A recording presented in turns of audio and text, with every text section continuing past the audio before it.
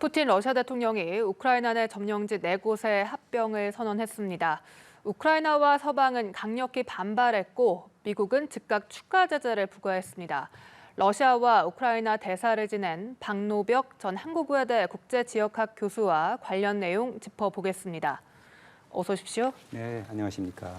네, 러시아가 추진하는 속도가 굉장히 빠릅니다. 네. 투표가 끝난 지 3일 만에 네. 합병을 선언하고 관련 조약에까지 서명을 마쳤는데 네. 이게 앞으로 전쟁에 좀 어떤 영향을 미칠까요? 판도를 바꿨다고 보십니까? 네, 지금 이제 새로운 국면으로 들어간 겁니다. 러시아와 우크라이나는 이제 거의 이제 전면전으로 들어간 거죠. 본격적으로 푸틴 대통령이 치르겠다 하는 측면이고요. 네. 그리고 이제 서방과 러시아는 이제 장기전에 들어간 겁니다. 그래서 이제 2차 대전으로 이렇게 탈냉전 질서가 왔었는데 이제는 국제 안보 질서가 불안정해진다는 것을 예고하는 겁니다.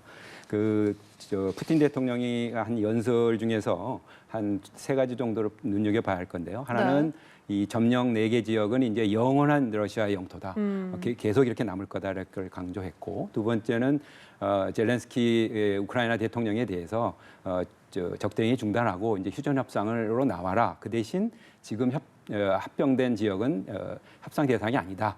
뭐 이렇게 못을 박았어요. 그러니까 협상이 조건이 이제 성숙될 수가 없는 거죠. 네. 세 번째는 이제 미국과 서방이 식민주의를 한다. 특히 뭐 한국, 일본, 뭐 독일까지 뭐 동맹 이름 하에서 뭐 점령하고 있다는 또 이상한 또 과대한 이제 얘기까지 하면서 서방과의 대립을 지금 예고를 하고 있습니다. 이렇게 해서 국내적으로는 상당히 지지를 모으고 외부에 대해서는 경고를 주고 하는 2가지 양면 작전을 치고 있습니다.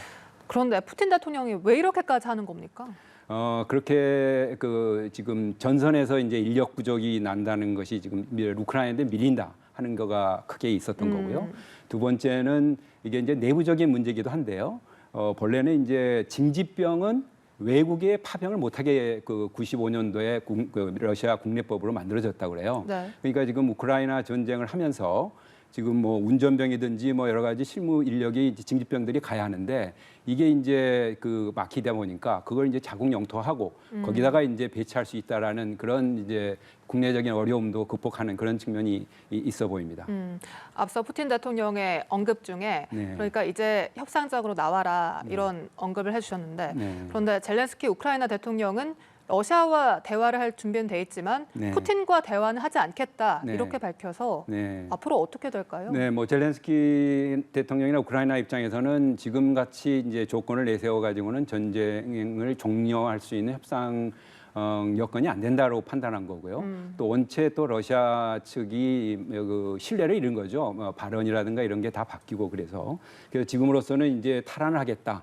그다음에 이제 서방으로 지지를 받으면서 특히 무기 지원도 받으면서 자신감을 표명하고 있는데 이제 나토까지 가입을 해서 안보 역량을 키우겠다 하고 나간 거는 굉장히 강수를 이제 같이 두는 것 같습니다. 네, 이렇게 러시아가 합병을 발표하면서 미국이나 유럽, 서방 국가들은 강력히 규탄하고 그렇습니다. 또 제재도 발표를 했는데 네. 이번 병합으로 네. 러시아가 출구 전략을 잃을 수 있다 이런 분석도 있습니다. 네, 지금 출구 전략 말씀하셨는데 이제 결국은 러시아로서는 이렇게 이제 소모전으로 가면 일종의 이제 겨울 지나면서 서방이 무너질 거다. 라는 이제 기대를 갖고 있는 것 같아요.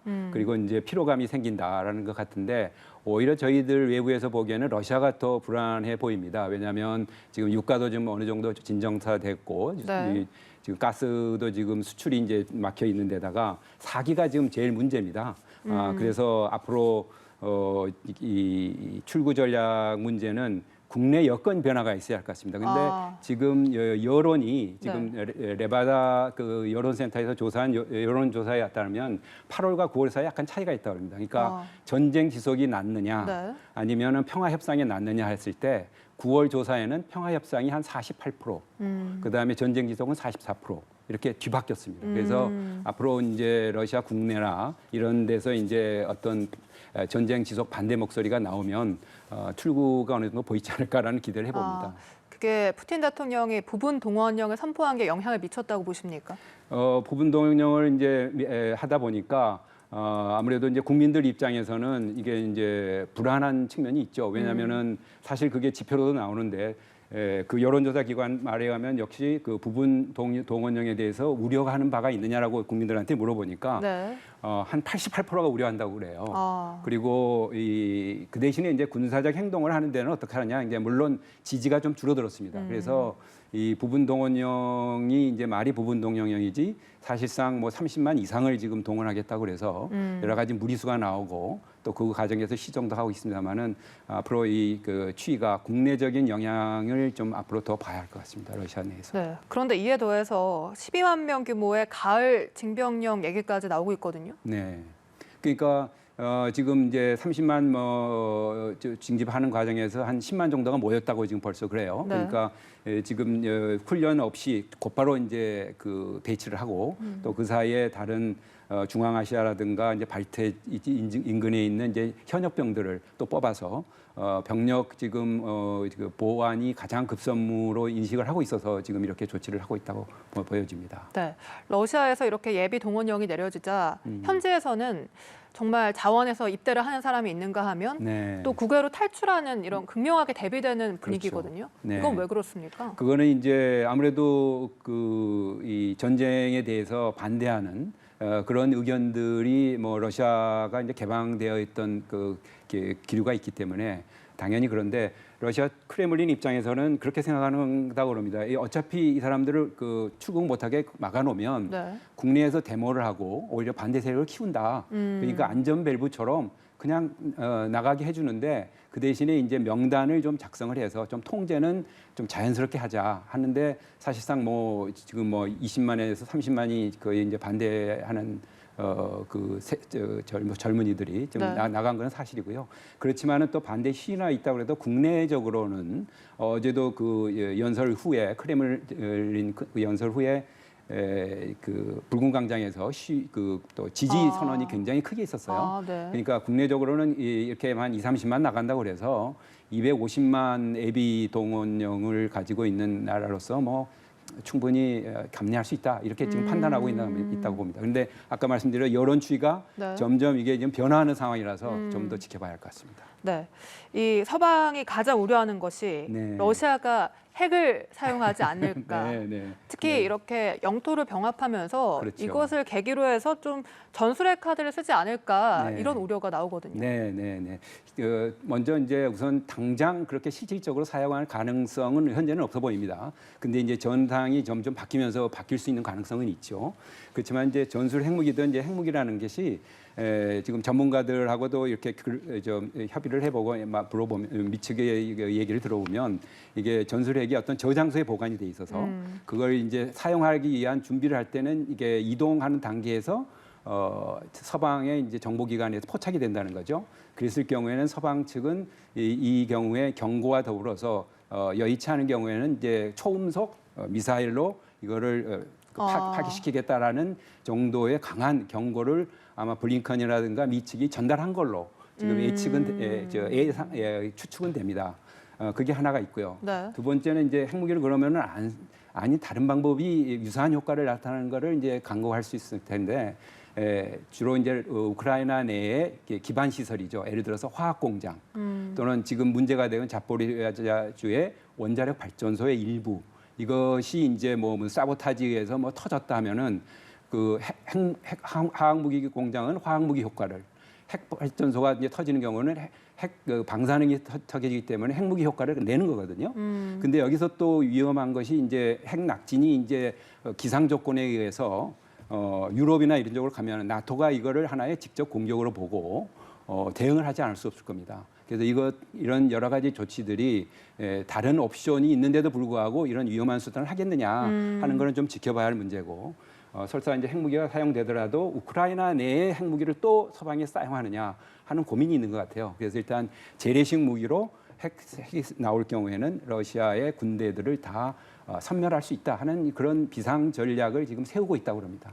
그런데 이 러시아가 요호드화 칼륨. 네, 네. 그러니까 이 방사능 피폭 예방 약품이라고 하는데 이걸 또 네. 긴급 구매 입찰한 것을 확인이 됐거든요. 네. 이런 걸 들으면 좀 불안합니다. 이런 거는 이제 심리전이죠, 일종의. 서방에 대해서 우리는 이렇게 핵전쟁에 대비하고 있다라는 이제 그런 신호를 보이는 건데요. 네. 러시아 제가 만나봤던 그 리아코프 외무차관도 네. 좀 냉정해지자라고 얘기를 했더라고요. 그래서 이런 거는 하나의 그 심리적인 효과를 얻기 위한 그 현상이라고 보시면 될 것 같습니다. 그래서 사실 이 우크라이나 전쟁을 시작할 때만 해도 네. 21세기에 이렇게 재래식 전쟁을 시작할지도 예상을 전혀 못했던 상황이어서 네. 지금 서방 국가들이 할 수 있는 거의 최고의 제재까지 왔다고 봐야 됩니까? 러시아에 대한 제재가? 네, 뭐 제재는 뭐 할 수 있는 영역은 다 지금 끌어내서 하고 있는데 뭐 이제는 완전히 이제 봉쇄하는 그런 단계까지 갈 수는 있겠죠. 앞으로 할 수 있는 뭐 여지는 남아 있는데 경제 제재만으로는 이게 이제 러시아가 어차피 자급자족이 되는 나라라서 네. 어떤 그 전쟁을 끝낸다든가 이런 효과는 얻기는 어렵습니다. 결국은 군사적인 열세 또는 국내 정치적인 또는 국민들의 여론에 의해서 결국은 푸틴 대통령도 정치인이다 보니까 본인이 또 대선이 이제 2024년 그러니까 앞으로 이제 1년 한 반 정도에 또 있게 돼요. 그러니까 이런 여러 가지 정치적인 계산을 해서 어떤 그 판단을 할 수 있도록 그 여건이 조성되는 게 중요하고 그런 면에서 바이든 대통령이나 미국 서방이 우크라이나 지지에 대한 결집을 계속 유지를 하면서 러시아가 더 이상 확전을 할 수가 없구나 하는 거를 좀 인식하게 해야 할 것 같습니다. 왜냐하면 이제 지금 유럽은 아마 이제 히틀러가 1938년에 체코의 그 인접 주데텐이라는 지역을 독일인이 많이 산다고 그래서 일부를 이제 할양을 받으려고 그랬어요. 그게 이제 뮌헨 협정이라 해가지고 그걸로 끝날 줄 알고 그 양보를 했던 거거든요. 네. 근데 그 이후에 체코가 전체적으로 나치에 들어가고 폴란드로 연결되는 그런 이제 확전 과정을 겪은 기억이 탱생이 있습니다.